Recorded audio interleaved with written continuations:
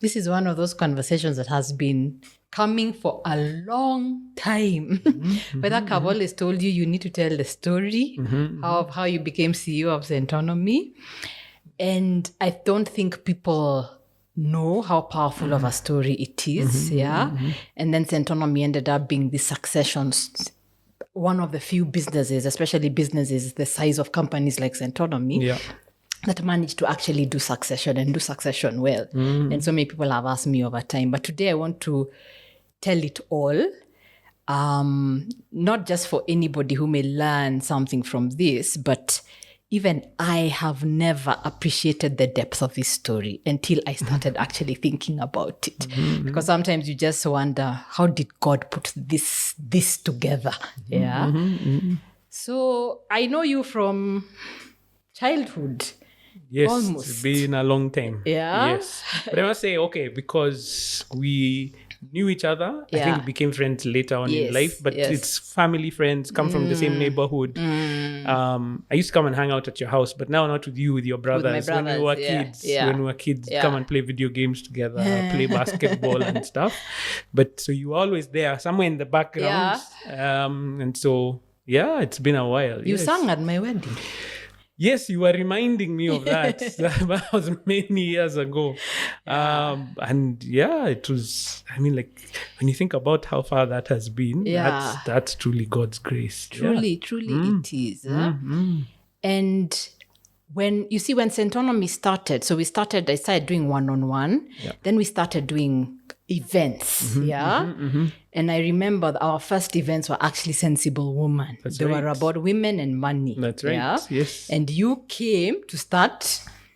For the very first one. At Jacaranda. Yes. So it was your brother Dan who... So maybe to give context, what was happening in my life at that time. It was also another season of transition for me, because I had been working for a while, and my first job, I had grown in that job, grown in my career, got to a point where I was just like, this was 3 years into work, and I'm like, okay, I've kind of pretty much done everything that I want to do. That time I was at Family Media and started off, unpaid intern. This is straight out of university.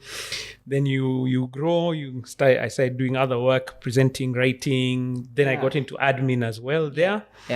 And then by the time I was leaving, now I was head of the radio department. So I was now doing a lot more admin, leadership work, planning, strategy. And then I was like, okay, I think it's time. Let me try. And this is the thing. My mom has always been, Waithaka, always think about something for yourself. She's very entrepreneurial. And she was like, always at some point think, what are you doing? And add to that. So that's when I thought, okay, let's try business at that time. And so the first business was a production company. And that's now how your brother Dan said, hey, Sheke is doing something new. Waithaka, you're doing something. Why don't you guys try and work together? That's how I ended up there. And I think I've told this story a few times, but I think it might be useful to hear. It was at that event, you were speaking to women about money. And I was one of 3 men in the room. And all of us were service providers. And we are sitting at the back, like, doing the production work and everything. And we're just like, you spoke and you're saying, men are meeting in clubs. They're meeting in places together, and they're discussing business and they're growing. And what are women doing? So the 3 of us guys at the back there were just like, which clubs are these that we're not being invited to where business is being discussed? Because everything you were saying, Waceke, affected my life. And I was just like, no, it's not just women, it's me. So that first day was already an impact in my life, and I started thinking about money differently. Oh, wow. At that time, for me, what was going on, I had gotten the aha moment of Centonomy. At least the aha moment, let me teach people about money, because I came from doing stockbroking. So I was doing one-on-one, but for whatever reason, I started feeling, why don't I put women in a room together? And what had happened is at that time, it was Standard Chartered Diva had started giving us workshops, But by the time you came in, Standard Chartered Diva had also gone a different direction. We decided to do them on our own and our own brand, And I had learned that people had associated the women and money to Standard Chartered, and they used to call us for that. And like, actually, I have to build my own brand. Yeah. And the interactions were so engaging. I was like, I've got to get this recorded. I've actually got to get this recorded. But when I look back, I don't want to say we were guessing. We were just like, I hope people understand. You know, when you're starting a business or a concept, especially something that is not being done, which is what Centonomy was, nobody was actually doing it. You're like, I hope at the end of the day. So you come for every workshop. So afraid. I hope somebody actually gets it. Somebody. And then after that, it became not even the events. We would be doing trainings for companies. That's right. Because I think I was like, I need a way to train other people how to do it. So the best way is you record me. That's right. Then when new people are coming to train, they can. And that time, it was mostly me. But for some reason, I knew I need to teach other people to train. Then the day for other people need to come and train came. You've jumped. Have I jumped? You've jumped because, yes, you started doing your own training. And then when you began now Centonomy 101 and you had now started using material to train other people. So you started 101. So there are already people now that you're working with, Kina Isaac, your sister. Who else was there? A few other people like Kina. What was his name? Sifuna. What was Erastus, yes. Yeah. And others. So the 101 program had started. Then you called me and you said, now I want a recording of all. You came to record all the classes. So I attended Centonomy 101. But behind the camera again. So I keep telling people, so I sat in that class, then you go home, you edit the material. So I essentially attended the whole program like 3 or 4 times within a short period of time. And then you were still looking now. Now that's where you are. Now you are looking for more trainers at that point. And before, so I was looking for more trainers. But before the more trainers, so all these guys were training. But first they were doing most of them were doing the other classes, the investments. I was still doing a lot of the personal financial management classes by myself. But you still, even before became a trainer, if I'm not getting my facts wrong, attended Centonomy 101. First you came as an attendee. That's right. So 2012, I get married. No, 2011. Hey, now. Changing the dates. No, it's 2012. 2012. I got married, yes. And reality hit. There are also transitions happening for us. So this is kind of one of, now when I'm doing the classes now on money and relationship, for example, these are things that just come to mind. Because we just got married. We're starting to think through what's going on in life. My wife is going through a transition as far as her career is concerned. I'm trying to build this business. And when I got home, I was like, what? Now my finances don't just affect me. I can't just up and leave or do whatever I want anytime. There's a weight of responsibility. And so I came and did 101. You came and did 101. And it was in the early intakes of 101, I remember, because I was still teaching a lot of 101. And I think we were seeing a lot of people, that same circumstance. This is an aha moment.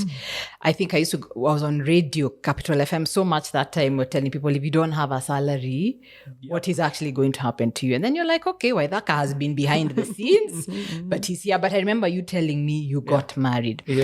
So what happened in the business? And then so many people go through this, even the classes I was teaching, I had to now realize, because we now started expanding. We're doing Tuesday classes, Wednesday classes, Thursday classes, Saturday classes.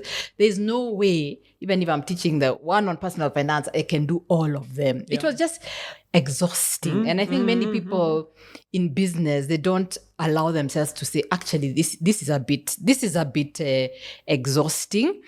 And I had gotten some of the others, but now I knew I needed to get somebody who can, there can be a couple of us doing these classes. So what did we do? we put out an ad in, I think it was around into our alumni. Alumni is where we looked, and you were under alumni. I was now, at that time. Yeah. So this is me. I had boxed you in. You have a production company. Yeah. You're behind the scenes, and whatever direction it takes, you're probably going to film production, which you're already doing something at that time So as we're interviewing people, and I remember this so vividly, I walk out and I'm like, Waithaka? Waithaka is like, Then we had a conversation. That's right. And you see, all the other trainers, they had some sort of context. Maybe they've worked in Arestas, had worked in the investment industry.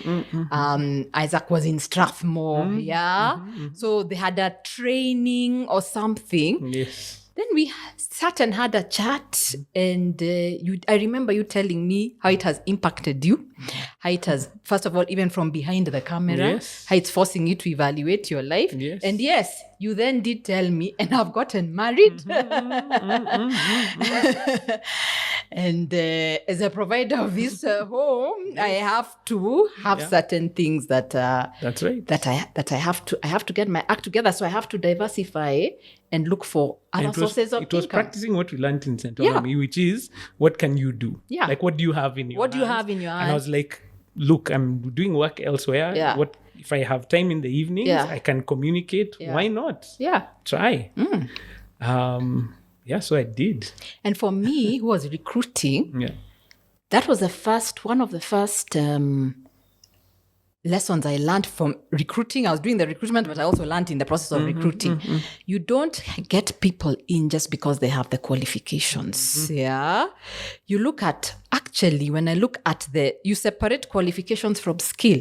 When I looked at you, you had already, I knew you from, since I knew you back then, I was like, by the way, Waithaka is kind of an entertainer. Yeah, that's true. Yes. He's kind of an entertainer. He has the personality. Yeah. Why not? Let's give this a try. And you ended up being one of our best trainers. Thank God for that. One of our best trainers. And I think this is, sometimes in a business you sit and think, oh my goodness, some people, I can do other things because people can be as good or sometimes even better than I thought I could be. And I think we need as businesses to stop being scared of that people can be as good or even better than you, because a business, that's what you're actually supposed to do in a business. You move on to something else. Yeah. And so you just trained for a while. I did. And I think it's that statement, what you've made there was one of the, I know it will come up to it later, but as I was leading my business at that time, I didn't know that. And so pretty much everything was revolving around me. So I'm the one who's going to get the work. I'm the one who's finding the clients. I'm the one who's doing final approvals. I was doing everything in my business, and I had never learned that, you know what, let go. Yeah. I mean, like, look for good people and then let go. And then find the next thing, like the role in leadership. So that's kind of what I was going through at that time. So still a lot of hands-on in my business. And it led to, I guess, where we're heading It led to where we're heading, Then, so you are there. You are a trainer. But I think, Waithaka, for you, you are not just a trainer. You seemed to just gel with the culture of Centonomy. You seemed to gel with it was very clear. You became very quickly passionate about the impact you were having on people. So one fine day, we had grown to the point where we actually needed we had an in-house lead trainer who was also running the training department. Basically my first job, then I gave it to somebody else. And he left. And I sat it because it was such a critical role, because in Centonomy, that role makes sure the classes are done, make sure there's a trainer, trainers are trained, and you have to do a lot of training. I was like, who? Yes. Then, Waithaka, the first time. Yes. So I meet you, I call you, and we meet at Java Adams Arcade. That's because my life was also going through another transition. Yes. First baby. The first baby, yes. First baby. Yeah. And then again, things change. And I think it's... when I told you, when we're discussing money and you talk about relationships, it's so, everything is so intermingled, you can't separate. And so, first child, my wife Sheila comes and she's like, Waithaka, I can't go back to work. And that was her. I can't do it. Yeah. She could not at that time imagine leaving her child with someone else. Yes. And so where we were coming now from a 2-income household to a 1-income household. And so just before what you're doing, again, I think this is just God orchestrating things because, so I said, okay, business was not working the way I thought it was. And because of all the issues I was discussing, that was everything. Yeah. And I didn't have quite a vision for what was going to happen in future. So I said, you know what? It's the time, again, take responsibility. Let's get a job. At least we stabilize the home and everything. So I'd sent you and I'd said, please, can I use you as one of my references? Yeah. Yes. I'd even forgotten That's that. right. So and you had agreed. So you were one of my references on the thing. Yeah. And so when you called me and said, well, are you still looking for work? Yeah. They said, yeah. Then can we meet for coffee? Yeah. That's now how. Yes, from my end. That's where we met now at the Java. Yeah, we met at Java. I told you about the opportunity. And I remember you keep telling me this. I didn't realize it was an interview because we didn't come with a script of, please tell me how you're a team player. You know, it was not scripted. It was a conversation. It was at Adam's Arcade. And by the time I left, did I say you have the job? Or did I give you I can't remember whether I gave you a confirmation then, but in my head, at least pretty in my head, I'd really pretty much told you. Yeah. But it was the weirdest, if it was a job interview, it was the weirdest one I've ever been for, because the whole time you were just pitching Centonomy. That's it. I was like, you were telling me this is what we're doing, this is how we're growing, this is where we're going to be, this is what I foresee.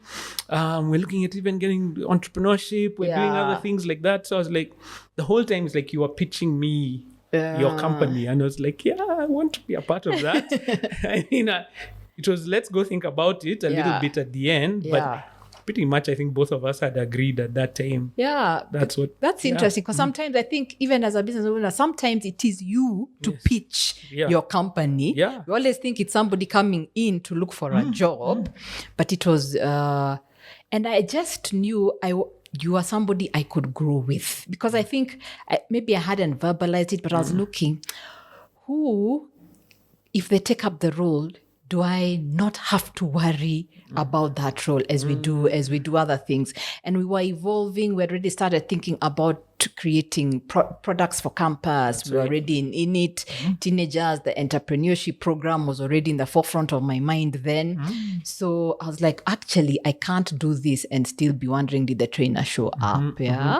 But for me, it was such, at that point, it was such an obvious, and maybe God was like, Shaka has no time to be interviewing 5 people, her personality, she'll just do that. So you came in and you just became head of training. And for me, it was like the engine that held Centonomy together. So we are out doing visibility. We are out doing marketing. But if the classes are not running, and when we teach businesses structure, for me in my business, that was the first structure, because I had to learn structure because structure is sometimes, I think, what your customer expects at a certain point. You come on Tuesday, 6 p.m. A class needs to be there.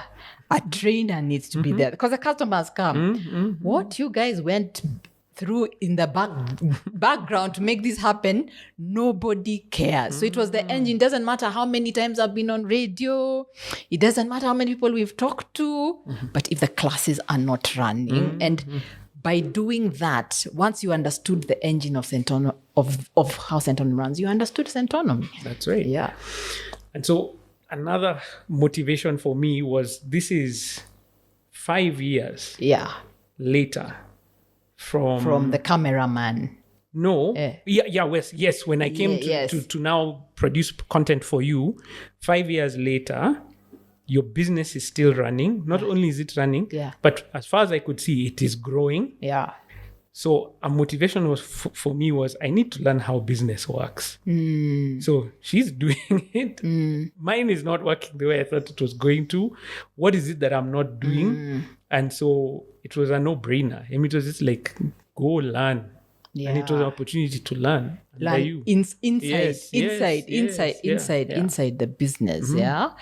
And that, I think, that's something I've heard many entrepreneurs say. Yeah. Like, I mean, there's obviously the journey of you just start a business and you'll figure out as you go.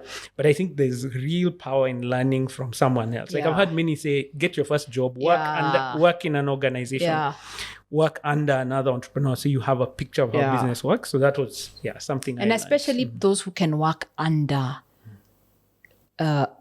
the business owners. That's and right. I think though that is where you get, because much bigger companies have layers and layers and layers of structure and they've been there for decades, but where you're just seeing the real stuff that goes on, the ups and downs, including the ups and downs of even this person is a human being. Correct. Of this, Then for me, what happened? So I have been running the business 10 years, as CEO. Yeah. And at some point, and I was going through this program, Stanford Seed, that was taking us through where are we going, transformation plan for your business, what's in it for you. So I'd already started seeing, the very many things Centonomy needs to be doing, and we're already being questioned, but how does it do that? Yeah.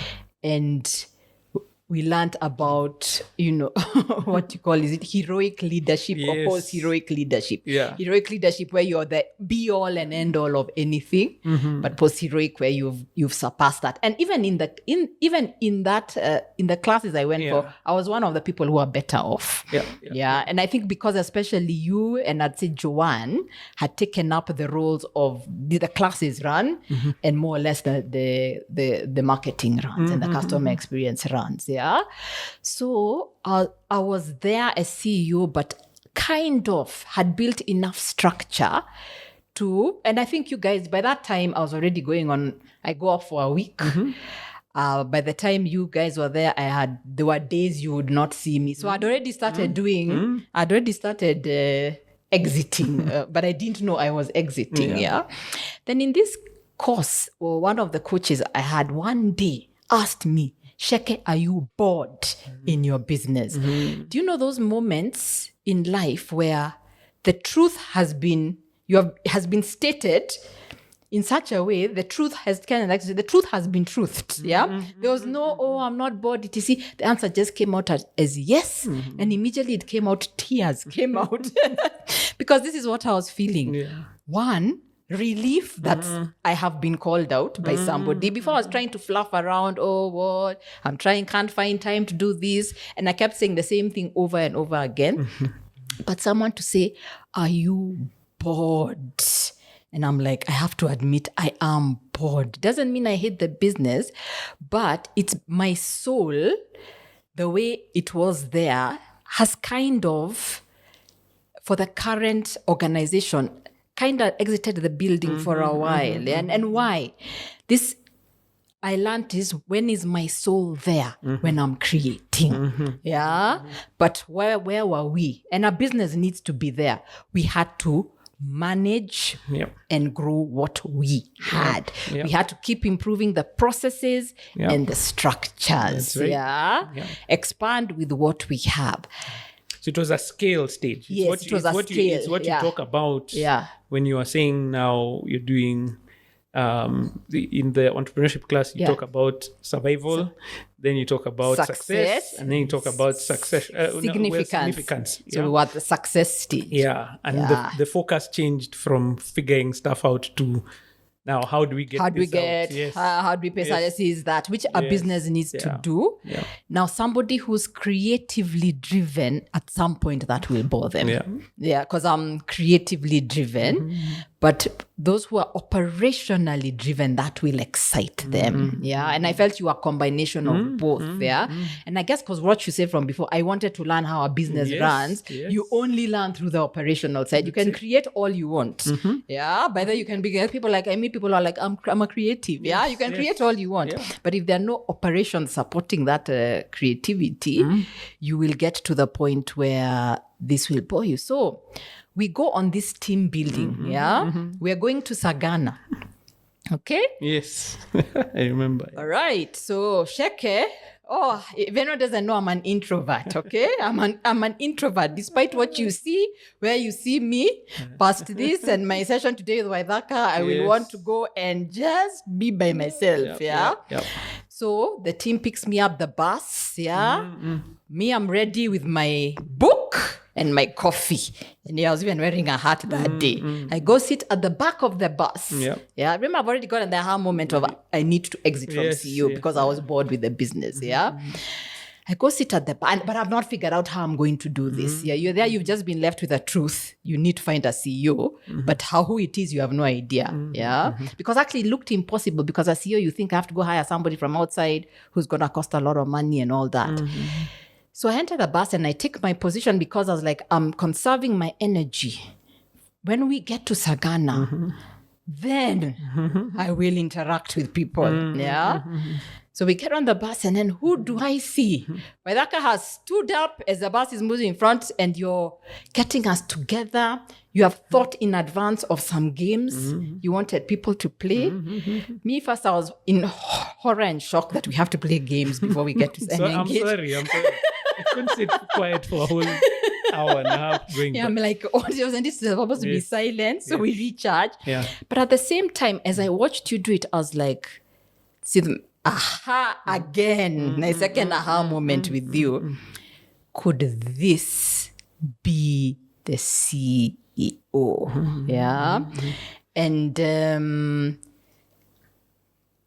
And it was so, it's like, because when we got Sagana, those boats, I was like, I'm sitting somewhere in the middle, etc. And I was like, I'm sitting right in front. I was like, okay, could this be the next CEO of Centonomy? That actually is where I started thinking of you as CEO. Yeah. Well, I have a big mouth, I guess. I talk a lot. But I think it's useful. Even what we teach in Centonomy as well, we tell people you have to take your space. Your work doesn't speak for you. You have to speak up, be present, have an idea, try something. Because I could have tried that day and guys could have been like, what are you doing? This is boring, and ended the whole thing. But I think if you try, you put yourself in a position that allows for others to notice you. And it's not like, honestly, I don't think I had the ambition of being the CEO. I didn't even see that as an option. And I think by that time, I was now already general manager. So I was part of the decision making. So I was good. I'm okay, I'm fine. And so I was like, we're going on a trip. Let's do something. Let's use the time. And in being present, in being active, in thinking, it opened a door for me. And sometimes when we're teaching people about their jobs, careers, growth, people always think that it's my work. I'm a hard worker. People can't see. No. Step up. Do what is not expected. Go over and above. Do your core business, your core work well. That's vital. But also do something unexpected. Go over and above. Try be a solution rather than always trying to find. Being a problem to other people. And I think I'll tell people who own businesses, open your eyes to who is in front of you. I think very quickly we try and, when new things come up, we go outside and start wondering what's the solution outside. But I'm a visionary. I think that has gone beyond, I see the vision for the business. I see the vision for people. So, and even till today, I'm telling the team, I don't see where you are today. I always see where you could be. So forgive me if I'm always talking to your future self, I do have that thing. And I think many people have it of, I think our role as business owners is not just to have a place where people come and pay and they get a pay slip, is while they are there, who are they becoming? And you can say in 3 years, in 5 years, in 10 years, this person has become a different individual because they were there. So after that, I remember first, this is what I did. So in my head, once again, just the same way I said you're head of training, I decided you're going to be CEO. Again, we did a one-man interview, if it was an interview at all. But the first person, even before I told you, was Joanne. Because those of you who've interacted with Centonomy, you must know Joanne. Yeah, she's been there from the beginning. Because if you're a corporate, you know Joanne.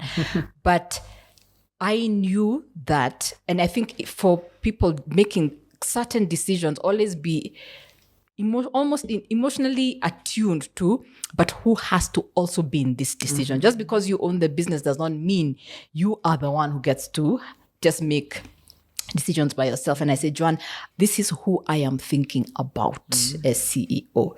And she was in total agreement with it. Yeah. So I actually wanted her endorsement before, because I knew you would have to work so closely with her. And then she'd move from reporting to me to reporting to you. And she had been there longer. And she had been there longer. She has grown Centonomy with me. She had grown Centonomy with me even up to the 10 years. Yeah. So she had been there a lot longer.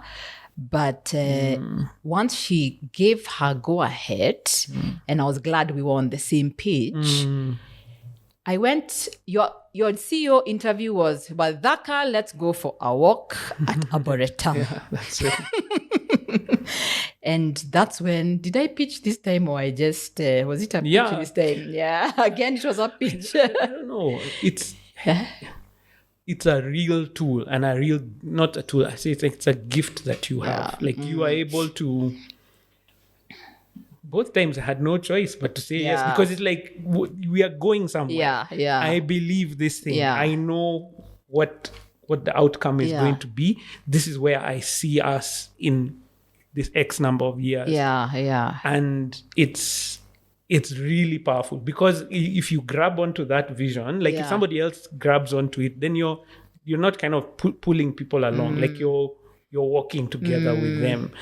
And yeah, man, that's very powerful. It was not a push. It was, let's go. I can see. I can see. So you've been CEO for 7 years. Yeah. I know you could write a book, but we don't have time for a book today. Yeah. But what would you say first? How do you manage to run a company? You see, being CEO, I think if you're in these places that have done multiple layers of succession, it's a bit different. Yeah. How was it being CEO? First, I'll ask you, with a company that still has a strong visionary and a founder. Yeah. Because you see, you're there, but we've not 100% released, but you are CEO.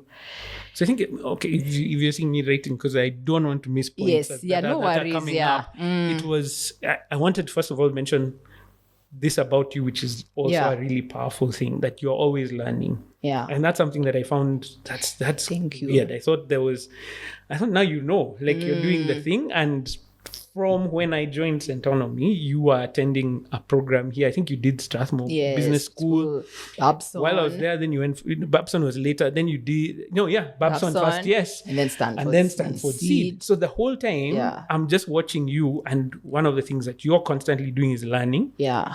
And I think early on, I didn't understand. I was watching it, but I didn't understand. And you would push us in the same way and say, especially to the team, it is, what do you want to learn? Where do you want to go? As part of, as the organization to grow, we needed to grow. And I must admit, early on, I didn't take that seriously. I was like, no, I've gone to school. I know what I'm doing. But I think for you, that constant curiosity, that was something that was important to me, and it's taught me a lot. I think for Centonomy, I think when you're running a company like Centonomy, because Centonomy is about empowering others, it's about educating others, it's about standing up with people, and hopefully you know something that you can translate to them. Yeah. So my motives for learning have always been, one, for sure, for the business, because I think entrepreneurship is one of those things that you become a student of for life, of life and for life. Yeah. And so I needed to understand, and because I'm most people, I'm the founder. People are looking to me for decisions, but it was not structured enough to have a board or things at that time. So I am at the end of the day, the buck stops with me. I don't want the buck to stop when I'm limited. So let me be expanding so the buck has somewhere to go. Yeah. So that was it. But also I'm responsible. We've got 200, 300 people coming through our classes. They need to learn. They need to keep being refreshed on what we actually learn. If I'm not learning, then nobody else is learning. And I've always known that I don't want to be the smartest in the room. I've always said, I want to be, you guys tell me. And I think even when I was running the business that time, you tell me, I'm here to listen. I made sure one of the things I did in Centonomy was to empower you guys I'm not chairing the team meeting. I exited from chairing the team meeting. I used to come as an attendee, if at all, of the team meeting, so people can come up with their own solutions outside of that. Yeah. Yeah. No, so that was one I wanted to make sure. So you had jumped ahead. Now we're at 2018 when that transition work is happening. And for me, again, the learning was now you have to financially, not just financially, but also even as far as what product are you offering into the world, you start looking at what's the future holding. Yeah. So we started looking at projections for the business. So we know what we want to sell, but then we're setting targets. These are things I had never done, like in my business. I was always project-based. You jump from one thing to another, and it's not like with an outcome in mind. It's you know what to do it. But here now we're looking at, we have classes. How many students are you going to have in that class? When are you going to get that class to start? What is the projected revenue coming from each one of these? And those are things I had never done, but now I'm sitting with you and we're working through this. And for me, that was a game changer as far as business is concerned, because I realized business is not just passion. Yeah. Because that's the side you see. Yeah. You see, like when I was attending the webinars, not webinars, that time it was seminars, and we'd come in the room, you're seeing passionate Waceke talking about money like it's life and everything. And you're drawn into that. And then you go home and you're wondering, business, how does that apply? Business is sit down, set goals, set targets, then make a plan how to hit those targets, hold each other accountable. This is all stuff I was learning in that brief 3-year period, 2015, 2018 there. Cash flow projections. And you've mentioned Joanne a few times, and I think it's so important that you have. So Joanne is very unlikely. I don't know if you'll ever get her on a podcast this. I don't know. I think she's coming, but she's coming. No, she's tried. Steve, you can see Steve at the back there shaking his head. But she's stepped up a bit, like now doing some of the training work with Safaricom that we're doing. But you also begin to understand people's roles in the organization. Like you have they're the guys who just get down and get the job done. Yeah. And that's her. Yeah. And so and in fact, one of the frustrations for her and others in the team who are like her, I think Malvin and others are similar, is if you don't give them a job to get done, that's very frustrating because they feel like they're like, I'm just waiting to be given direction, because once you give them direction, that's all they need. They're going there, no problem. They'll get the resources together. And one of your strengths as an entrepreneur that I noticed is that you highlight and empower for your strength. Yeah. So even calling it out. So I'm eternally grateful for that, because you called out the leader in me, but you also did the same for other people. Like you're calling out your gift and say, okay, this is, we don't need Joanne in the strategy meeting, essentially. Yeah. Not that she can't make a strategy, but that's not her strength. Yeah. You want her to come when now you have the full picture and then say, this is what we're going, 2 seconds, she's gotten the team ready. She has everyone in place and does that. And then you want the creative guys, Kinamamboy and all, in that strategy. Ruby in the strategy meeting, because they'll think broadly, you know? Real strength that you have. And man, you asking me now what it was like to serve under you. I don't know. I think like any relationship, there's up and down. You know what I'm saying? Yeah. And and it's a discovery process. I think you have to. It's what the Bible says about iron sharpening iron. The idea is that as you rub against each other, you get sharper, you get clearer, and that's what. And that interaction is what I would describe. It's iron against iron. It's that sharpening, and I think it goes both ways. Yeah. Because it was, you are very clear about where you want to go, so you would hold us accountable, and that's a big part of leadership in that role, is to say, this is what we said we're going to do. Have you done it? Are you heading that direction? That's one of the things. And then learning what to you have to say and what you don't have to. I think early on in the early stages, it was very consistent meeting, very consistent discussions. And then after a year or two, then it's kind of like you have a meeting, almost like a board meeting. Yeah. This is where we're going. Yeah. Done. And then the team goes ahead and figures out what to do. But that, well, from my perspective, I don't know what you feel about it. From my perspective, watching you, that's humility. Because I don't think I've seen that in many organizations. There's a humility to be able to say, they're good. Yeah. And also the ability to step in when you know things are not going right. Yeah. Because it's not 100% that we were right. So for me, that's why you're asking what it is to serve under someone like you. It's a sharpening. That's what it is. It's a sharpening. Yes. Yeah.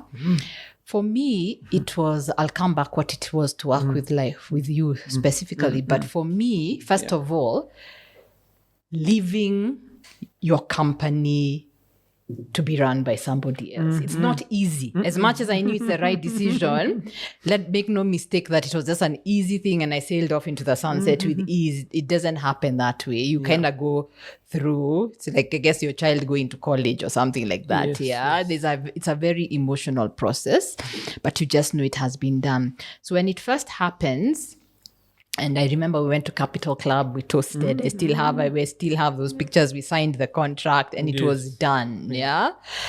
When it first happened, you're confused. I was confused. And then you said, when you said the ups and downs, I was like, sometimes what causes this is the downs. You don't know what to wake up and think about, but think about this business. Yeah. So that doesn't go overnight. Yeah.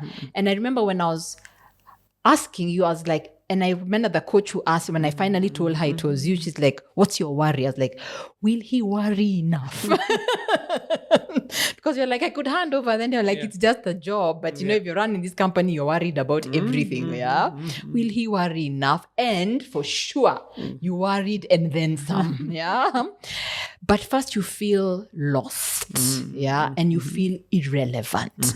So there's a time I realized myself, I'm trying to be co-CEO. Yeah. But I can't be co-CEO. Then I'm sending mixed signals to everybody. Do we listen to Waithaka or do we listen to Waceke? Yeah? But it's because you're feeling irrelevant. And I remember there's a time I had given you my office. So one good thing I did is I physically exited the office. So I didn't maintain my office. And then I'm like, Waithaka is CEO there. Yeah. I physically handed over my office to you.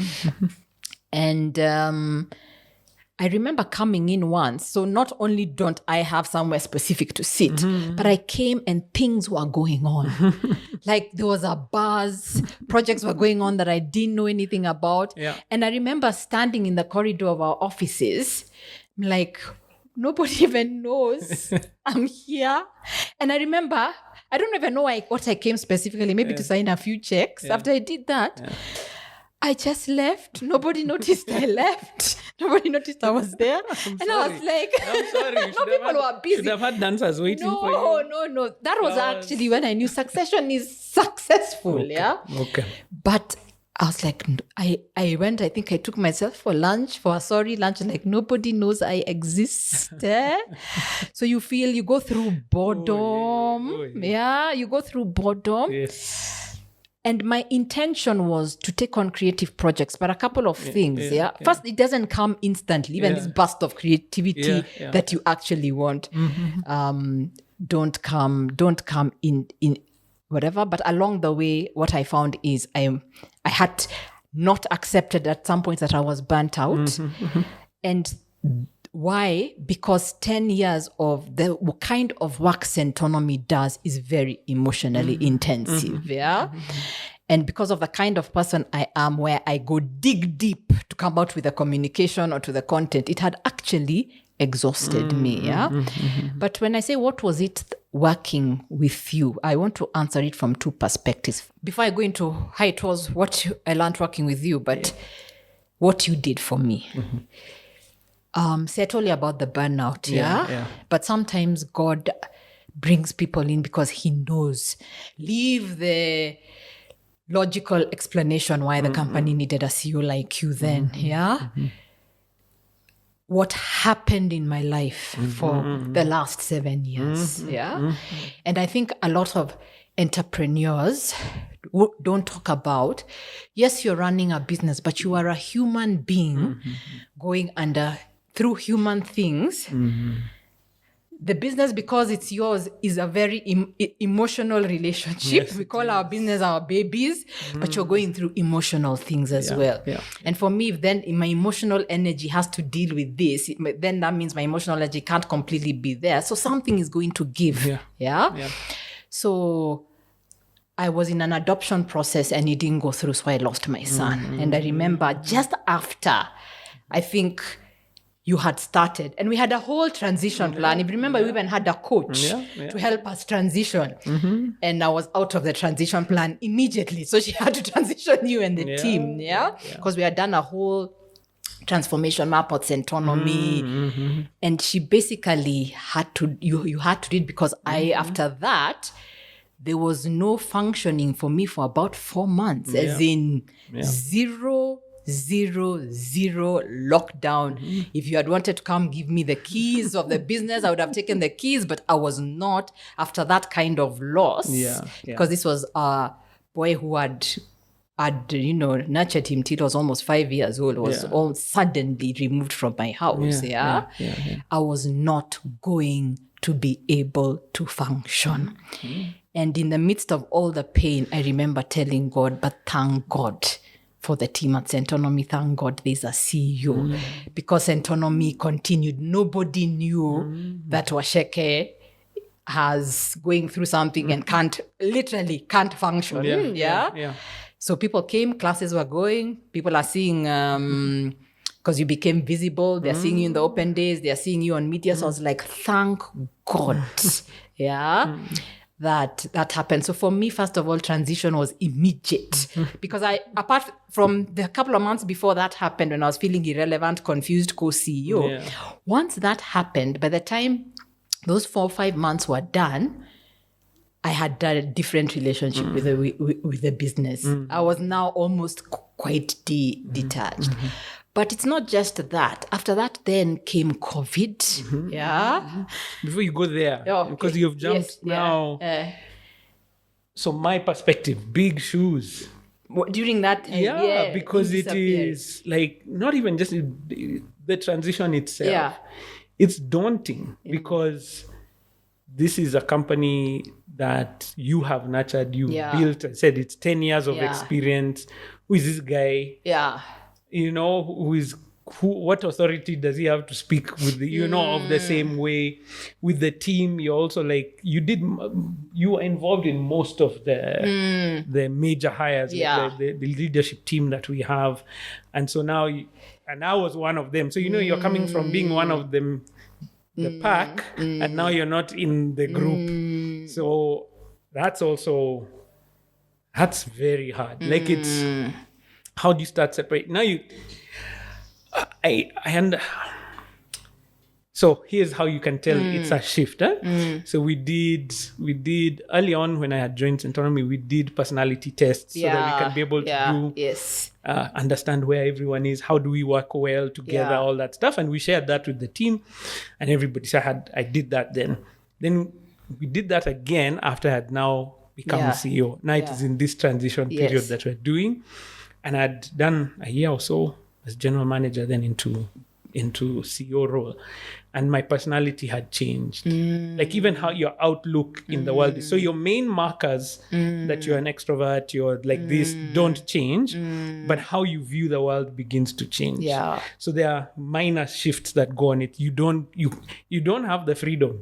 Yeah. Like to be, you have to, what I'm trying to say, you have to fit the role that you are in. And that actually changed me. Like personality wise. Wow. And it was, we took the same test and I answered the same. I thought, and when the results came out, like, that's very weird. Like I'm not the same person that I was. And it was because you're pushed into a space that you have to grow. I think before we started talking, it's that transition seasons force you to grow. Because you now can't fit. And that's a good thing. I honestly couldn't be who you are. And it was now for me to discover who am I as a leader. So that's what I was going through. And you have to, for me, it was also, I was forced to, because of that circumstance, to trust that what I have done this far is enough. Because my grand plan for transition was to have more of an oversight of you. It was always to kind of still be there where I'm still tracking certain things very closely, etc. But when I was forced to, because you literally cannot, be out for at least 4 months. And even when I did come back for a long time, even up to a year after, I still wasn't never that to the level I was before. You're forced to trust, hey, Sheke, what you did in 10 years is enough. And I think a lot of business owners, they never get to the point where they can trust that what you did is enough, because we're always looking for ways that thing that guarantees me that things won't go X, Y, Z. Actually, nothing guarantees you, and things do go X, Y, Z.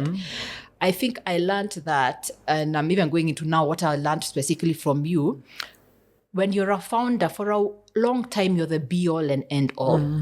We don't like to admit that it does give us a sense of relevance, And sometimes, many times, it feeds our ego when people need us, So even when you do have good people or you hire a CEO like you, you're still not thinking of them as an equal.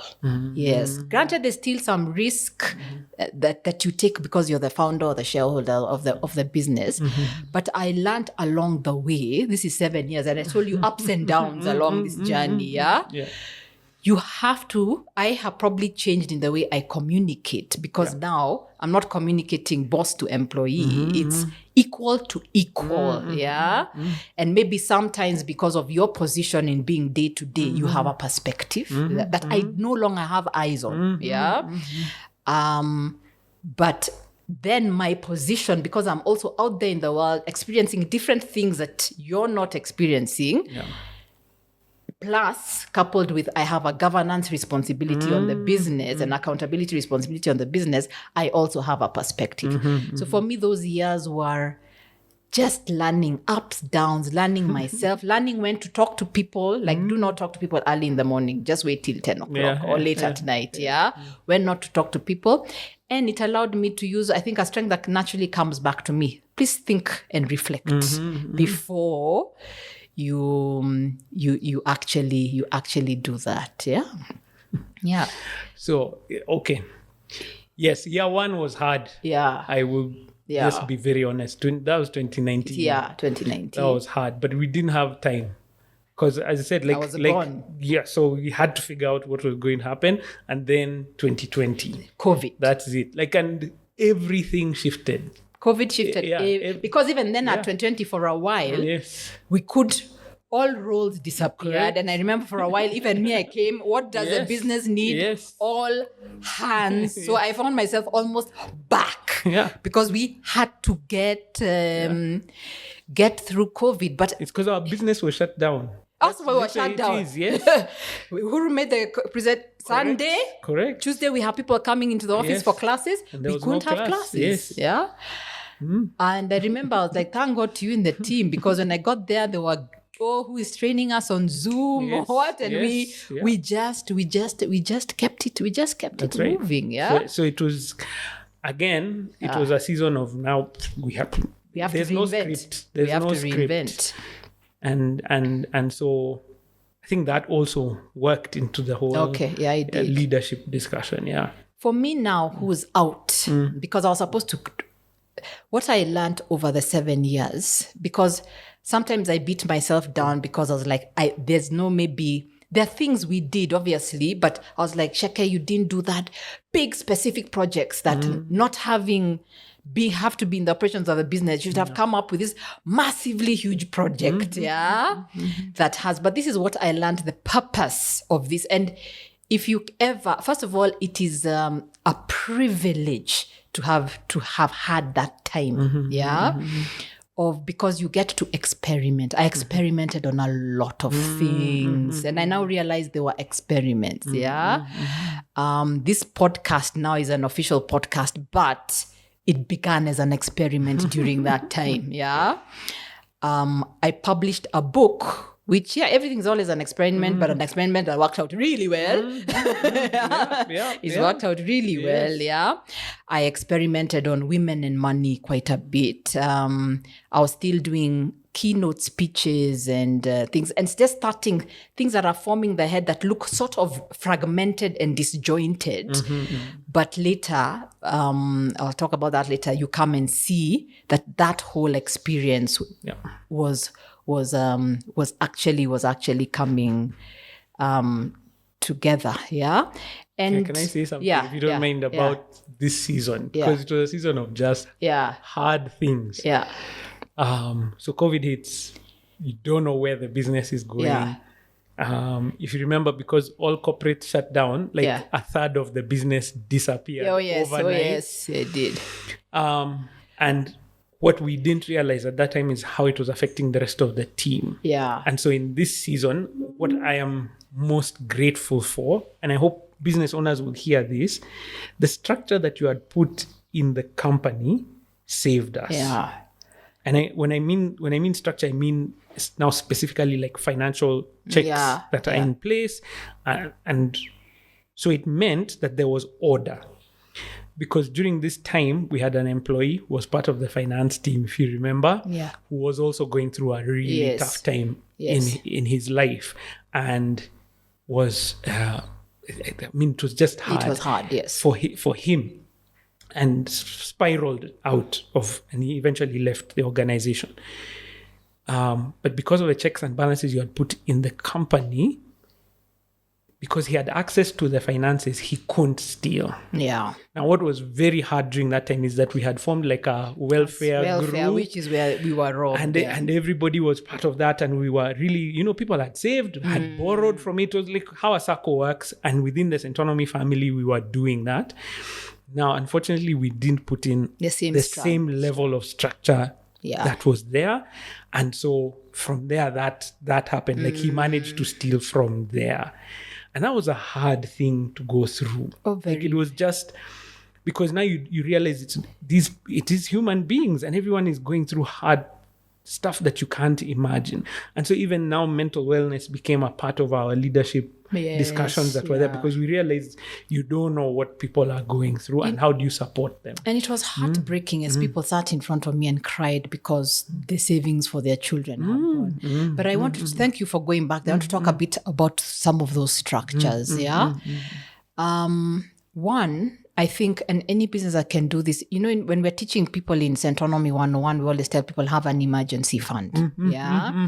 I think what helped us in Centonomy during that time is the company has always had an emergency fund. For the emergency fund, for those of you who've been Centonomy, you know this, what would happen to your life if your salary disappeared for 3 months or 6 months.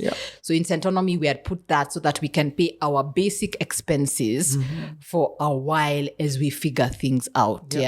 But there were some fundamental mistakes that we also made. And sometimes that the call was mine. I went a bit too far in saving the company and I've never recovered because some of that also sometimes came personally from because you're in such vested interest to save the company that you want to keep saving the company. Other organizations were doing salary cuts and etc. But at some point I wanted to save like my children from having to go through that. But at one point, and I remember calling you and said, if we have 50% in the of salaries in the bank account, we pay 50%. If we have 30%, because sometimes when you're the one saving, what happens in the culture of the business, people get used to you saving and always know their backup plan, that they're not thinking of what's the alternative. But when we said that thing, we pay what is in the bank account, which is a policy till today, people are like, okay, so how do we get ourselves back into full-time salary? So I think I also want to say, Waithaka, you are the kind of CEO who you entered the trenches. When it was time for, okay, but the people higher up, me, you and Joanne, it mostly happened, the three of us, you guys are getting 20%, everyone else get 30%. Sometimes we didn't get, and we had to be paid, months with the company orders for a while. But what's telling, that's telling. It was easy because it started with you. Yeah. Like, I don't want to gloss over that. You follow leaders you trust and you believe in, and that's what it was easy. Yeah. Because I saw you do it. Guys didn't know. Like for months we were not paying you. Me. Guys didn't know. They didn't know. So them, they're receiving their salaries, and you're there just saying, you know what, it's okay. We'll get back at some point. We'll do it. But that's not an easy thing. That's a tough choice. And so it made it, how would I say it? It's not easy. It was, I believed in it because I saw you do it first. I'm like, let's get this done. Yeah. So if it had just been, many times when it's a large organization, people don't know. Like, they don't know what's happening in the background. The thought process, everyone is, us we're being, our salaries are cut and people are still surviving there at the top. But that's a big deal. And me. I think so that people don't get it wrong, it is because I was like, delay mine. Yeah. But delay being the key word. Yeah. It doesn't mean stop your salary. It means that it is recorded that the company owes me money so that later, so when you do find yourself sort of having to fill in for the company, later, first of all, make sure there's a plan for the company to come back. Yes. And then later, get the company to pay you back. Yes. So this is what I did with the salary and anybody's salary that was owed. Is the company had to pay me back for the times I didn't take the salary. But I think you're talking about is the fact that the act was there. And no matter what, Waceke, it takes faith. Because you don't know. You don't know what the future holds. So you are taking a huge risk. And so, that's respected. And I think grateful for. Okay, all right. So then comes the next step, and before even I go to the next step, even as I was doing this CEO 7 years, I'm in, I'm out, I'm dealing with emotional issues. I also dealt a divorce in the same span of 7 years as well, which again was another. I was like, okay, God, I hope we're done with all the emotional COVID, my son, divorce. Are we done? Are we done now? Have I paid? Can I get, another like smooth 20 years? But what never leaves you during that time is a vision. And I think I came to the office one day. Was it early last year? I think it was early last year. Or the year before. And I was telling you and Joanne, because I was feeling burnt out and I was wondering, how can I be burnt out from in-out work? But I was feeling burnt out yet again. And I was like, I can't see. I can't see. And when a visionary can't see, it's like a tennis player who can't play tennis. You feel now there's no more purpose in this. I remember I was even crying tears because when I can't see. But the irritation is the call to vision never ends. So you don't have the vision, but you are called to vision. And because I couldn't see, I thought I was completely done. And the time I talked to you, I was like, please prepare for my complete exit because I'm done. But the funny thing is, you'd say things and God has a way of laughing. So we come to this point. The tears may come. No, Not yet. Before I come to this point, so when you said that, again, pressure. Yeah. So because I'm done. Suddenly there's a vacuum and you have to fill space. Yeah. So who has been kind of giving vision and clarity for the organization is Waceke. Yeah. So more of the role now is strategy planning, and execution on my side. But vision has always been on your shoulders, right? And so when you said, you know what, I'm done. So who is seeing what's happening now?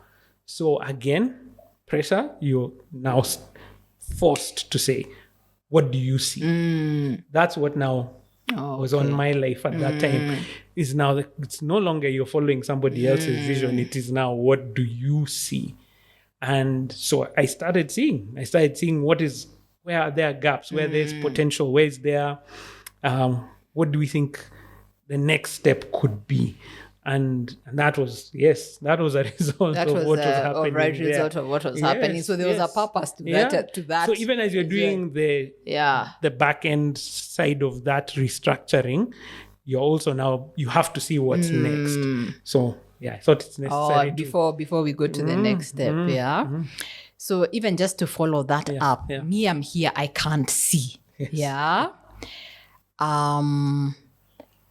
And even looking at options beyond me, do I sell? You start evaluating, is this the exit? Do I just go and do my books? Yes. Because I could tell I still have a call to transform people's lives with business conversations, money conversations, the book. Do I just go do that? Do I sell the company, put the money and just in a money market fund, treasury bill, and just live off the interest? You're just also seeing how you can just be comfortable with this as is.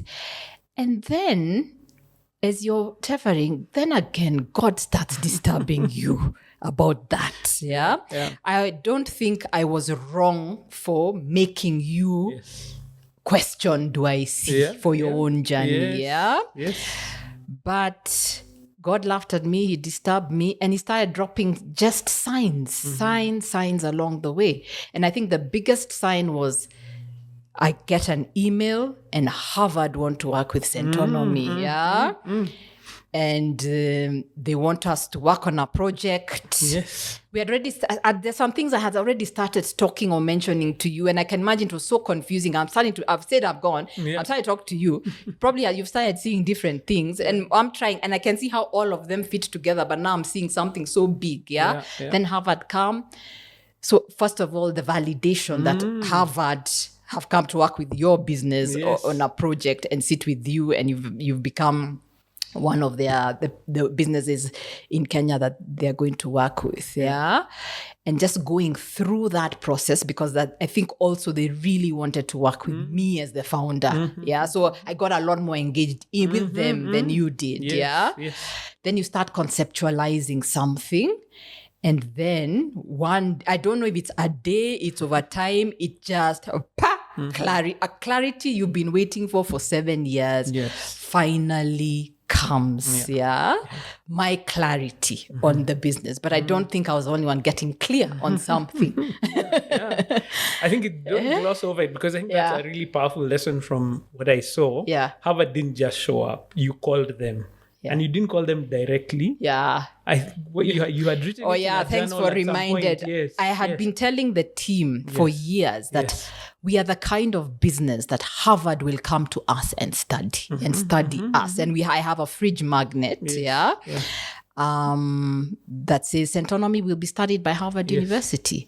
And I think then what happened is through the networks through Stanford Seed, I was one of the businesses chosen, and they just walked in. And from the initial, first of all, it was sort of they were interviewing us. But from the initial conversation, because remember Hakim, he said, I want to hear your story. And when I told the story, he's like, okay, I just want to let you know that you're in. That was it. So the power, but I want to let other business people know, you don't understand the power of your story. They didn't come to look at our P&L. They have never looked at our P&L, but the story and the work just the spoke, impact the impact actually and just telling the story the same way we're having a conversation. I didn't script the story. I was like, I started it because I was broke. No. Yes. And yes, it was a validation that there's something you've been feeling, Sheke. You're not done. You thought you were done, but actually, your worker's vision, those 7 years were to go through what you're going through, but let your spirit, mind, emotions rest. Yes. Because they will be needed in a way that you don't even... Yes. Yeah. So, yes, you disrupted us. Yes. And that was hard. Yeah. Beginning of this year was hard because there had been that call to what do you see? How do you build this? And then the opportunity. And you can't say no to an opportunity like that. So like, okay, let the Harvard team come, we'll do the work with them. And then once they go, let's get back to business. Yes. So they go and then, no, but Sheke is still here telling us, no, I see. And I'm like, okay, so what do you see? And you try and explain and you'd explain to the team and you're talking, well, at least to the leadership at that time, and you'd explain and like, okay, but what about the things that we were going to do? And that was hard. It was hard because I'm like, okay, I don't see it. And I'm trying to see it, and I really am. And you really did. And it is it's hard because this is 10 years of life, and you've seen together for 10 years. And now you can't. And now it was really, and I don't really remember how many times we sat and tried to meet, and you would bring in and you did presentations, you talked us through it, and I'd still call back and ask, what do you mean? Yeah. What do you mean? Yeah. And then there's also that frustration of what we were doing and what I had seen myself. Yeah. And so it was just like, what is happening? And I don't think I was aware or alive to it yet. Yeah. I took time to process. And even for me, I was feeling the same thing, but from the opposite. You see, I think I told you this, I can't unsee what I've seen. Yes. Yeah, I just can't unsee it. You can't just sit here and say, oh, well, let's pretend I never saw it. I didn't struggle. I didn't struggle to see it. Things just fell in line. And I remember even me, I tried to explain.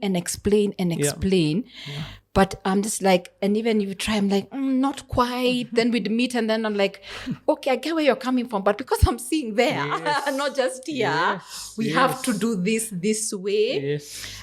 And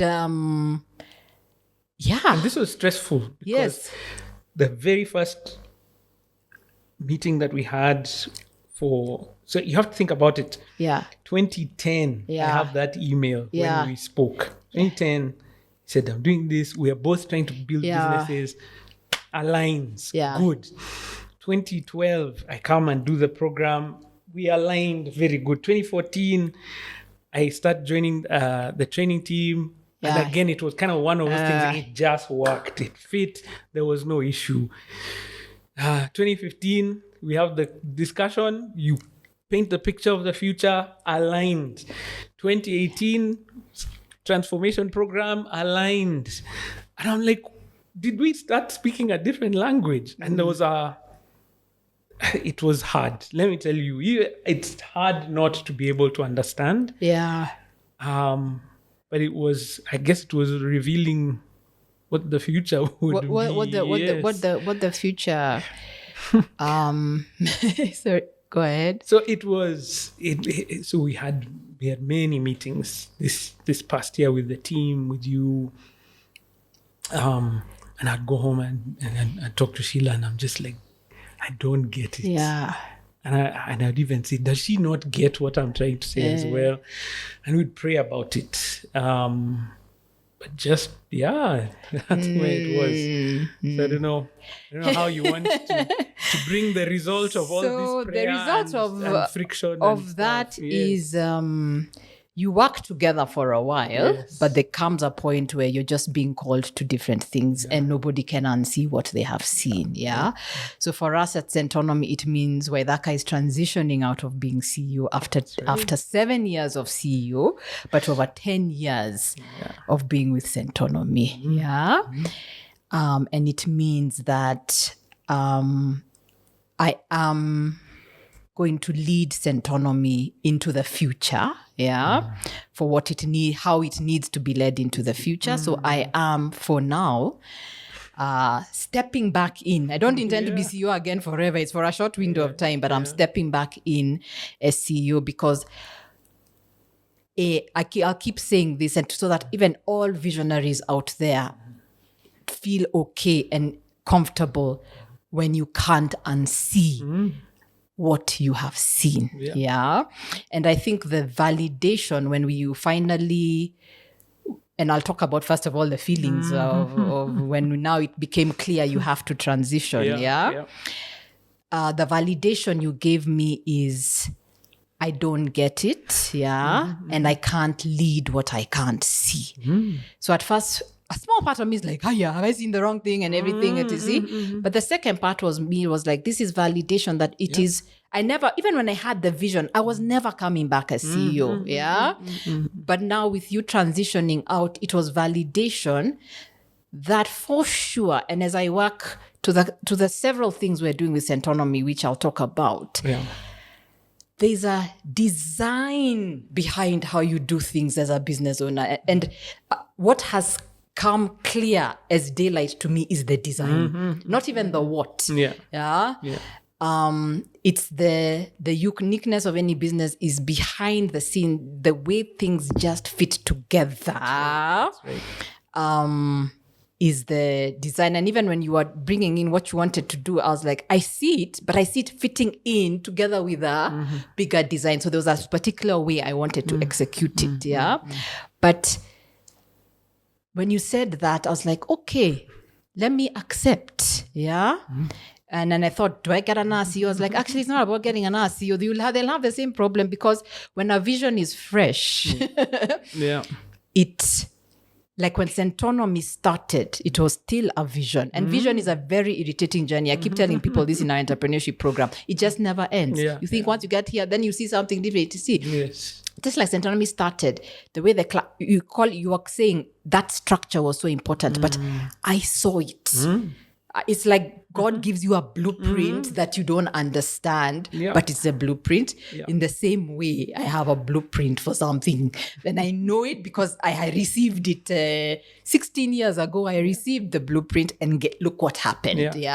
Now that I have this blueprint, I'm like, oh my goodness. So in a way, I feel like a startup again. But because I am a creative person and it involves a lot of creative, and even the design of the business is creative, I am now excited to be leading this. I am so grateful for what you did. As I said, you held the company together in a time when my emotional energy just was not going to be able to do. You were the right person for the last 7 years, Waithaka. The company grew, the brand grew. People needed to still see a voice, and your voice was strong. The culture that you formed in Centonomy, you brought your all. You left everything on the table. I cannot take anything away from you as CEO of Centonomy. So I want to honor you for the work you have done. It is a God-given privilege to have worked with you. And I know for not just the team, I'm crying on behalf of the team.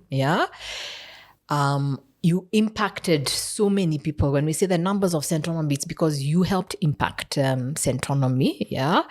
The students, the alumni, the community. But there comes a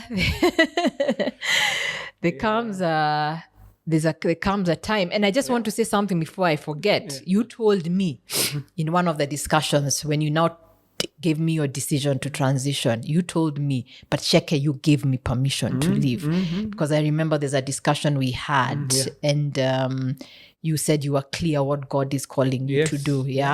And I said, Waithaka, if God is calling you and it is your season, it is your season. I'm not going to stand in your way. And that's a big deal.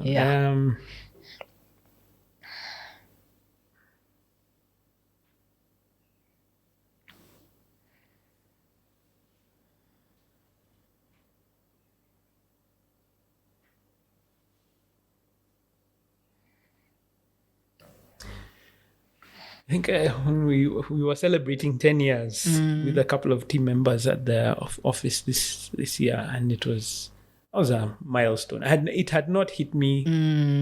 It was a weird realization. Like, it's kind of one of those things. Because on my LinkedIn, I put in officially at Centonomy now. It was 2016 because I had been training now. Now I joined the team, but I had done for like a year before that as part of the training team. So I had not put that. Yeah. So in LinkedIn, it showed up as 9 years, but I was like, no, it was 2015, it's 2025. Yeah. And so like, we need to do something about that. That was earlier this year. But I wrote it down and I meant it. And is that you changed my life in so many ways. First of all, on the personal side, which is that I became aware that, imagine I need to take care of my finances, and you've done that for thousands of people. And then you called out leadership in me that I didn't know that I had, and allowed me to grow. And I mean it, you changed my life. I was heading in a certain direction as far as my career is concerned and everything. And now I'm known as Waithaka, the money guy, the guy of Centonomy. I never saw that. It was not in my life and in my mind. And for that, I am eternally grateful. I am. Thank you. And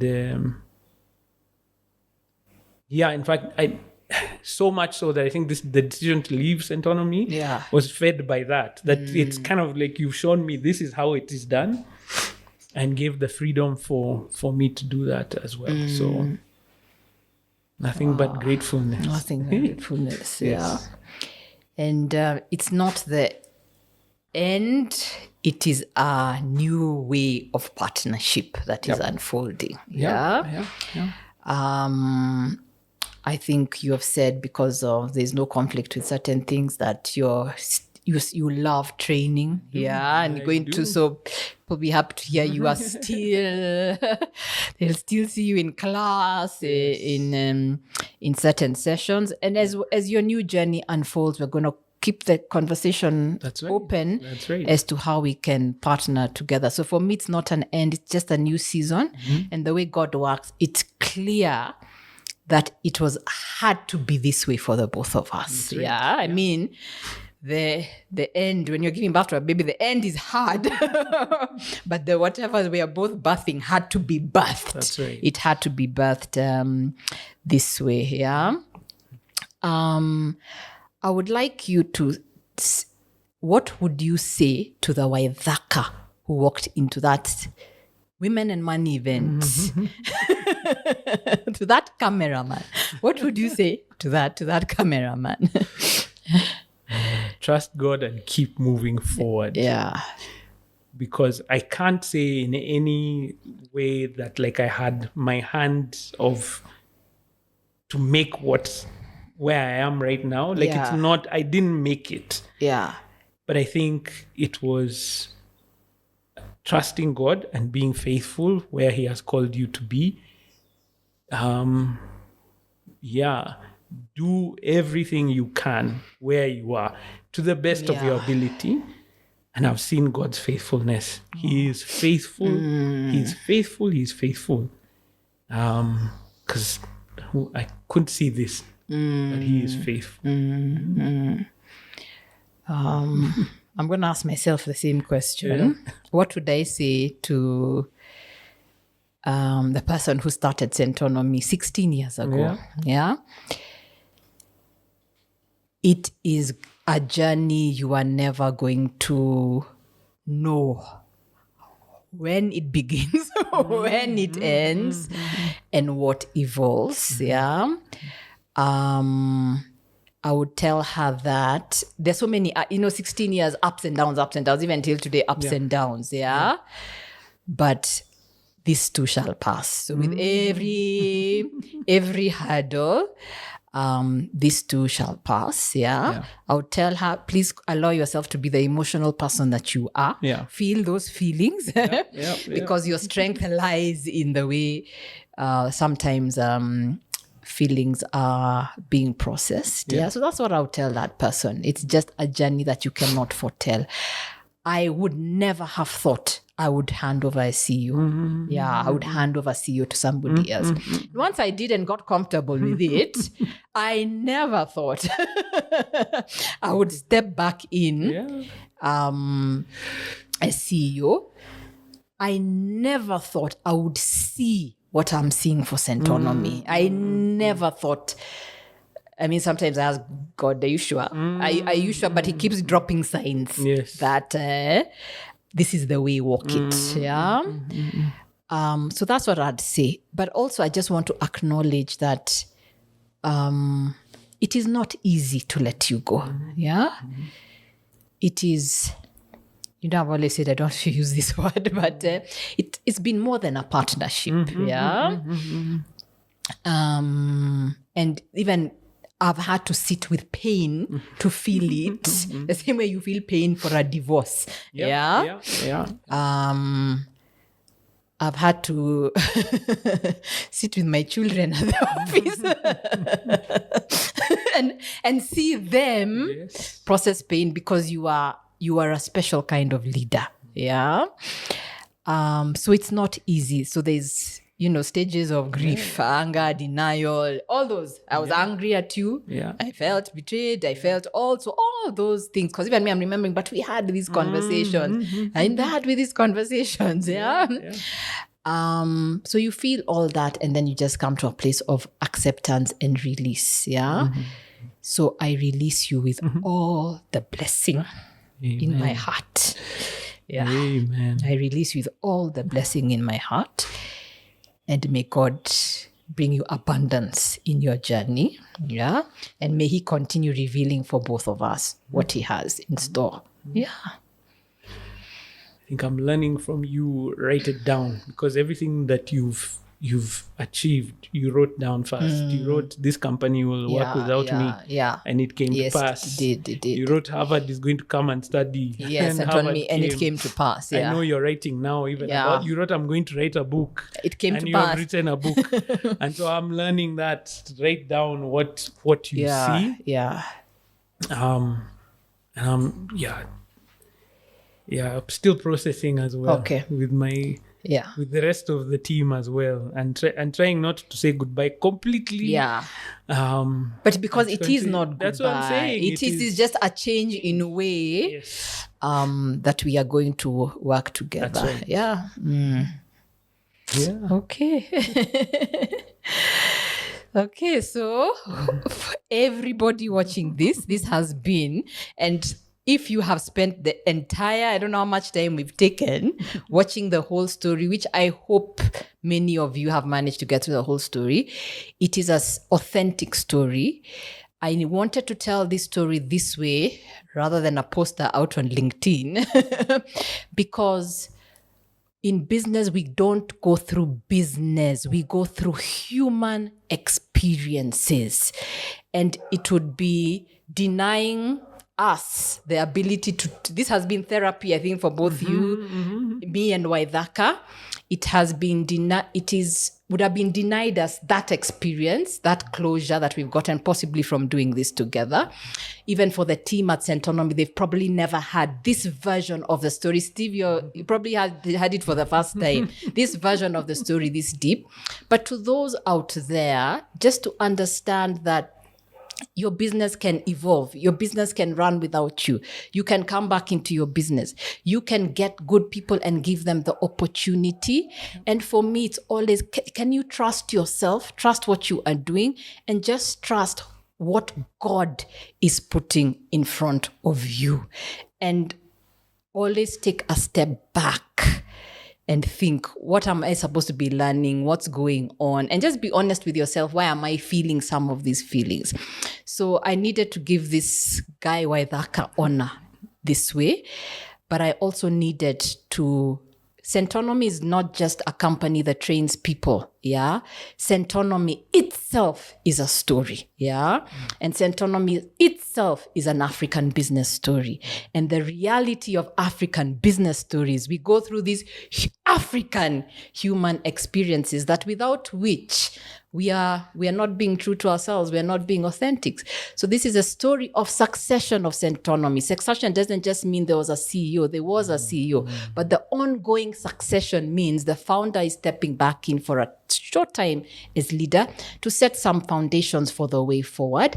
And the succession will continue as you start seeing what's ahead for Centonomy. So some of you may be wondering what's ahead for Centonomy. Yeah.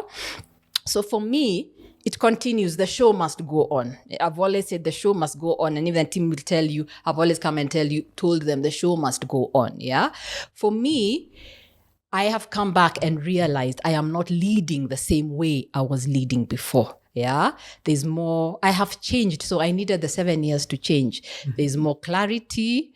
There's more. I can see 10 steps ahead faster.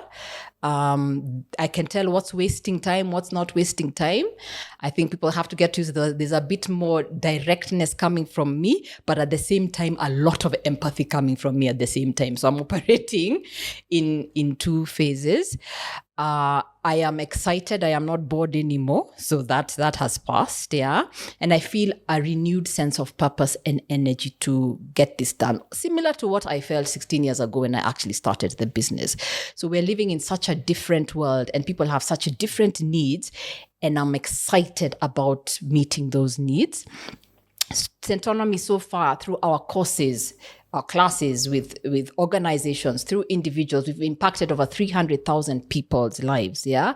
From factory workers to CEOs, people have paid debt, bought houses, fixed money and relationships, been able to take holidays as their business continues running. And all this is on our social media. So you are probably part of the transformation of Centonomy.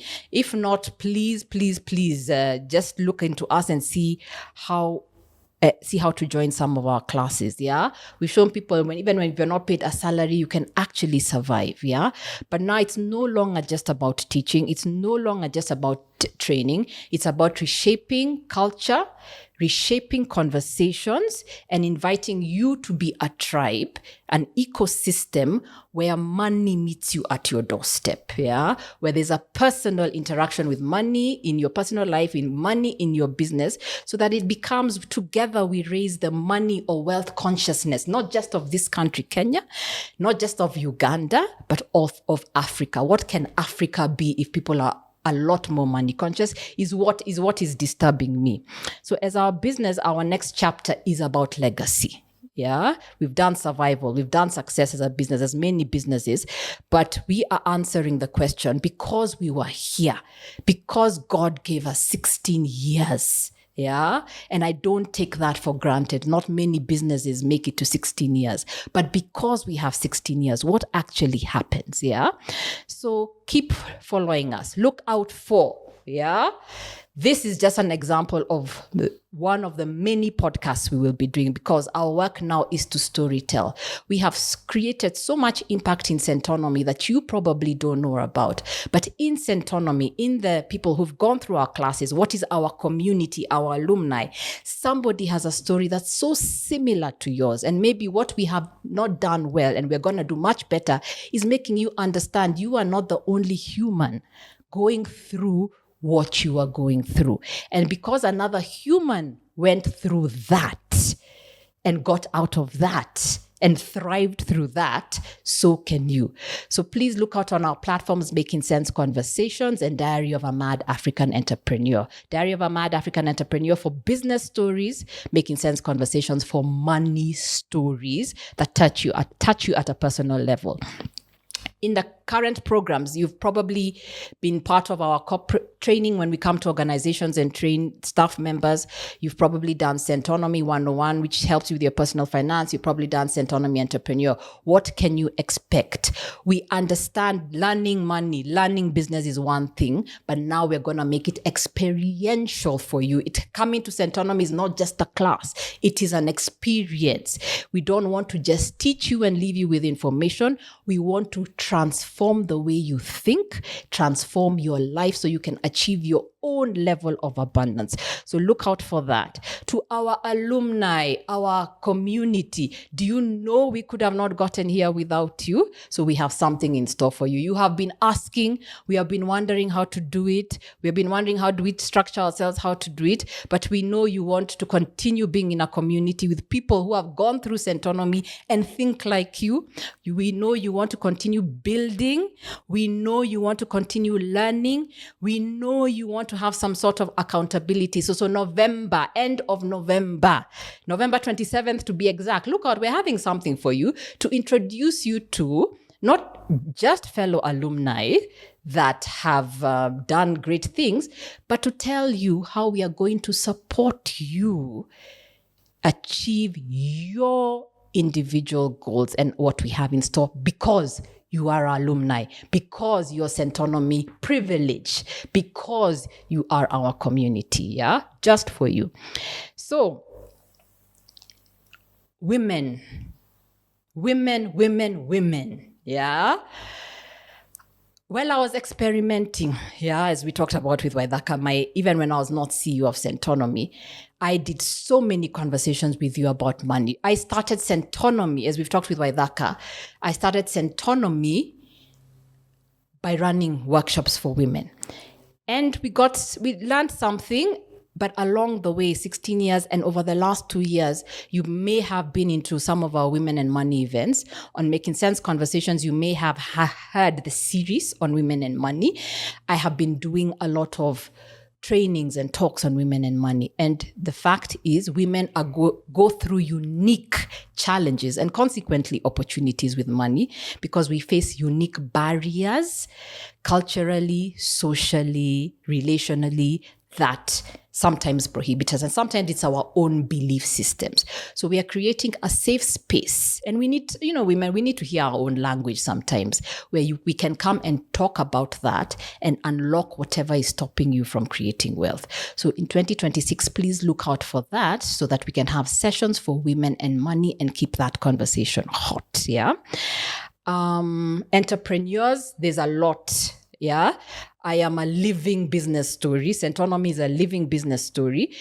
There's been so much I've learned in 16 years, and we want to bring those lessons more into the program in various ways, yeah? Whether it's with your team, whether it's the design of your business, whether it's marketing, whether it's understanding money better, but we want to meet your point of need so that you may actually grow about your business. Teenagers and people in university, look out for something for that. But Centonomy is here, and the ecosystem is all about where we do speak your language of money, yeah? And let us meet you at your point of need, whether you come for the classes, whether you interact with us physically, whether you interact with us online.